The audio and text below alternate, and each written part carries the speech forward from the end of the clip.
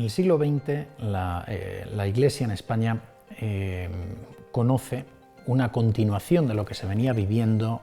ya desde, en cierto modo, parte del siglo XVIII. Hemos visto en los programas anteriores finales, sobre todo del siglo XVIII, la última etapa, y sobre todo a lo largo del siglo XX. Es decir, esa división entre esas dos Españas, la España católica, firme en su tradición católica, y la introducción del liberalismo, de ideas que vienen de fuera y que de algún modo traen la ruptura con todo lo que es el pasado secular de España, con todo lo que es la tradición española. El siglo XX además va a conocer, a partir también del XIX, una serie de tensiones sociales que, con nuevas ideologías también desarrolladas en el XIX fuera de España y que llegan a España, como el anarquismo y el marxismo en sus diversas vertientes, van a acentuar una serie de tensiones sociales a las cuales el catolicismo social va a tratar de afrontar desde unos principios católicos, desde los principios cristianos, pero que muchas veces, por parte de esas ideologías del anarquismo y del marxismo en sus vertientes, van a adoptar una línea que se unirá a la del liberalismo anterior, a pesar de ser movimientos opuestos, pero es un derivado. Va a optar también por una línea de anticlericalismo y de irreligiosidad, viendo la religión como el opio del pueblo, como un enemigo del pueblo, como algo que hace mantener a las masas en la estulticia y en una aceptación de su situación irremediable o lamentable. Todo esto genera una serie de tensiones sociales que se van a ir viendo durante el reinado del rey Alfonso XIII y que fundamentalmente culminarán con la llegada de la Segunda República y de la Guerra Española de 1936 al 39. Una serie de movimientos sociales, de convulsiones sociales, unido a momentos difíciles como la Segunda Guerra de África, con el desastre de Anual, momentos difíciles, un periodo de pacificación como es el de la dictadura del general Primo de Rivera, en la que pacifica Marruecos, llega a un acuerdo con la UGT, con la Unión, el sindicato socialista, para apaciguar la situación social, y se ponen en orden las finanzas, y por lo tanto hay un periodo de apaciguamiento entre 1923 y 1930 que de algún modo calma esas tensiones que venían ya en el periodo de Alfonso XIII, pero que van a saltar de nuevo cuando llega la Segunda República y sobre todo estalla la Guerra del 36, que venía arrastrando todo un periodo de atrás. Para la Iglesia, la Segunda República va a significar un momento difícil. La Iglesia asume el nuevo régimen político pacíficamente, pero va a conocer pronto la ofensiva anticlerical y antirreligiosa de los sectores más radicales. El 11 de mayo se producen ya incendios de iglesias, conventos y de otros locales también civiles. Y la Constitución del 31 va a marcar una clara línea de limitación del catolicismo. Los cementerios civiles, el matrimonio civil, se anuncia prácticamente la disolución de la Compañía de Jesús, como que obedece a un poder extranjero,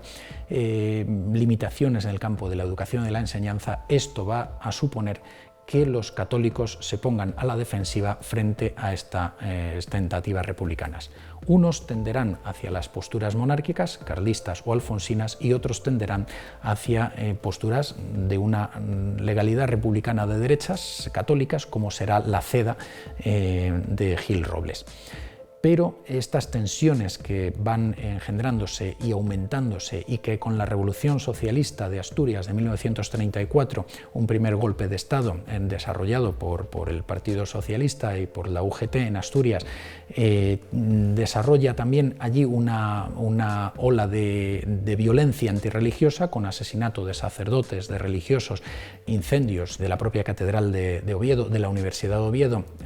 y luego la represión que hay posteriormente, va engendrando un caldo de cultivo que culmina en la Guerra del 36, donde tras el asesinato de Calvo Sotelo, uno de los líderes de la derecha,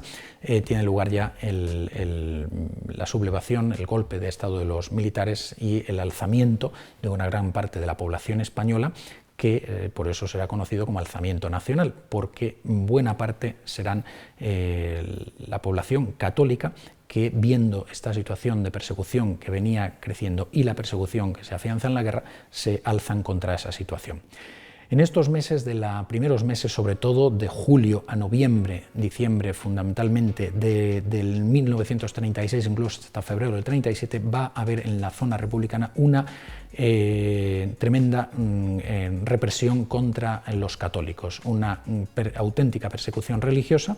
en la cual hay casi 7.000 sacerdotes, religiosos y religiosas asesinados únicamente por el motivo de serlo, por motivo de fe. Muchos de ellos están ya más de 1.000 beatificados por la Iglesia Católica por haber muerto sin odio, por haber muerto perdonando a sus verdugos y por haber muerto por la fe de Jesucristo, sin ninguna otra pretensión. Y muchos laicos también asesinados o torturados en checas por el simple hecho de ser católicos. Esto hizo que, evidentemente,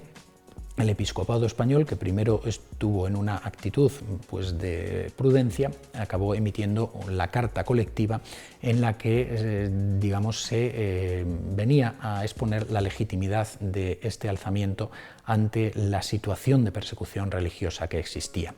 En el bando nacional se restauró se mantuvo la vida de la Iglesia normal, la vida espiritual de los fieles y la vida de la Iglesia, y a medida que se iban recuperando zonas o conquistando zonas republicanas, se iba restableciendo el culto. Esto hizo, por lo tanto, que, sobre todo en esos primeros años, hubiera una vinculación fuerte de la Iglesia con el régimen que había salvado a la Iglesia de esta situación de persecución. Posteriormente a la guerra, toda esa sangre de mártires, como decía Tertuliano, dio frutos de nuevos cristianos y dio frutos de abundantes vocaciones. Los seminarios y las casas religiosas se llenaron de abundantes vocaciones jóvenes. Hubo un resurgir de la vida espiritual en España y la Universidad de Salamanca y otras universidades de la Iglesia alcanzaron un apogeo con grandes figuras de la intelectualidad católica. Más adelante, a partir sobre todo de los años 60, conforme a toda la crisis que se produjo en los años 60 y fundamentalmente 70 del posconcilio en la Iglesia a nivel universal, y en España, además, añadido a la crisis, digamos, a los últimos años del régimen de Franco, se añadió también un elemento de crisis política y continuado en los años posteriores a su muerte, digamos que se unieron ese elemento de crisis religiosa con el elemento de cambios y crisis política, y en España, de algún modo, esto se acentuó más que en otros países por la relación de ambos elementos. Con posterioridad a la muerte de Franco, se ha ido conociendo en algunos momentos pues un proceso de secularización de la sociedad española y, por parte de algunos gobiernos, la imposición de unas leyes de tipo laicista que pretenden la reclusión de todo lo religioso a la esfera de lo meramente privado y de las sacristías. Esto ha suscitado en ocasiones también que los católicos hayan salido a defender sus derechos y sobre todo cuando se han vulnerado derechos fundamentales de la vida, como es el tema del aborto, derechos fundamentales de la vida de la familia, como es el divorcio, o derechos fundamentales también como es la libertad de enseñanza. Dentro de la santidad de todos estos años cabe destacar a grandes santos españoles: San José María Rubio, jesuita, el padre Escrivá de Balaguer, canonizado por la Iglesia,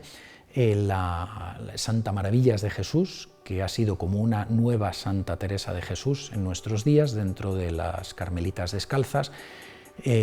San Rafael Arnaiz, santo cisterciense, monje joven cisterciense, trapense,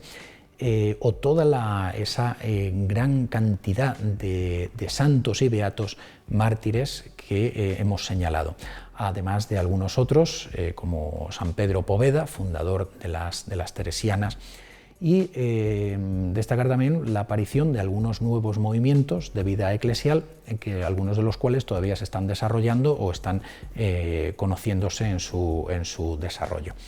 Y dentro de la intelectualidad católica podemos destacar algunas figuras como Ramiro de Maeztu, que escribió esa defensa de la hispanidad y la defensa del espíritu, uno de los autores que escribía en la revista Acción Española, asesinado en 1936,